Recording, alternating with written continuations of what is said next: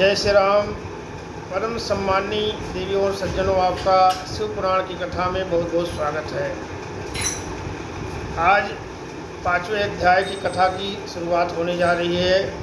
आप लोग कथा का श्रवण करें और भगवान शिव कलयुग के समस्त पापों को नष्ट करने वाले हैं। बोलिए गौरी शंकर भगवान की जय। जो आदि और अंत में तथा मध्य में नित्य मंगलमय हैं, जिनकी समानता अथवा तुलना कहीं भी नहीं, जो आत्मा के स्वरूप को प्रकाशित करने वाले देवता परम आत्मा हैं, जिनके 5 मुख, जो खेल खेल में ही अनायास जगत की रचना, पालन और संहार तथा अनुग्रह एवं तिरोभाव 5 प्रबल कर्म रहते हैं, उन सर्वश्रेष्ठ अजर अमर ईश्वर की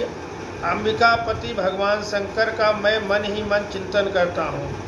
व्यास जी कहते हैं, जो धर्म महान क्षेत्र है, जहाँ गंगा यमुना संगम हुआ है,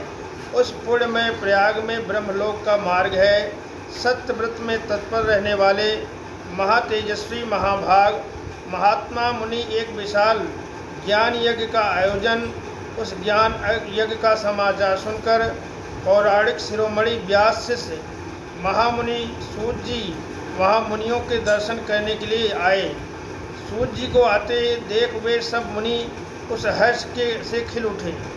और अत्यंत प्रसन्न चित्त हो उन्होंने उनका विधिवत स्वागत सत्कार किया। तत्पश्चात उन प्रसन्न महात्माओं को उनकी विधिवत स्तुति कर विनय पूर्वक हाथ जोड़कर उनसे इस प्रकार कहा, सर्वज्ञ विद्वान रोमहर्षण जी, आप भाग्य बड़ा भारी है, इसलिए आपने व्यास जी के मुख से अपनी प्रसन्नता के लिए ही संपूर्ण पुराण विद्या प्राप्त की, इसलिए आप आश्चर्यपूर्वक कथाओं के भंडार हैं। ठीक उसी तरह जैसे रत्नकार समुद्र बड़े बड़े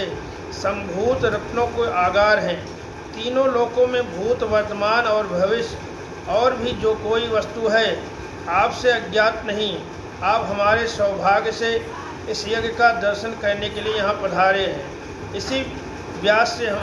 जिसे हमारा कुछ कल्याण करने हैं, क्योंकि आपका आगमन निरर्थक नहीं हो सकता। हम पहले ही आपसे शुभाशुभ तत्व का पूरा वर्णन सुना है, किंतु उससे तृप्त नहीं होती, हमें उसे सुनने की बारंबार इच्छा होती है। उत्तम बुद्धि वाले सूत जी, इस समय हमें एक ही बात सुननी है।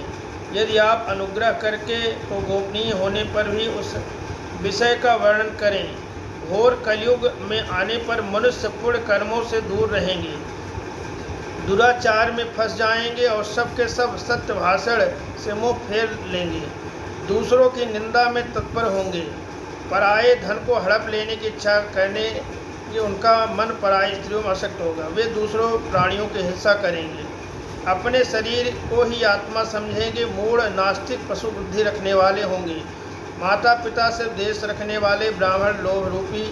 ग्राह के ग्रास बन जाएंगे, वेद बेचकर जीविका चलाएंगे, धन का उपार्जन करने के लिए ही विद्या का अभ्यास करेंगे और मद से मोहित रहेंगे, अपनी जात के कर्म छोड़ देंगे, प्रायः दूसरों को ठगेंगे, तीनों काल की संध्या उपासना से दूर रहेंगे, ब्रह्मज्ञ शून्य होकर समस्त क्षत्रिय भी स्वधर्म त्याग करने वाले होंगे, कुसंगी पापी व व्यभिचारी होंगे, उत्तम शौर्य का अभाव कुत्सित चौर कर्म से जीव चलाएंगे, शूद्रों का सब वर्ताव करेंगे, उनका चित्त काम का किंकर बन रहेगा,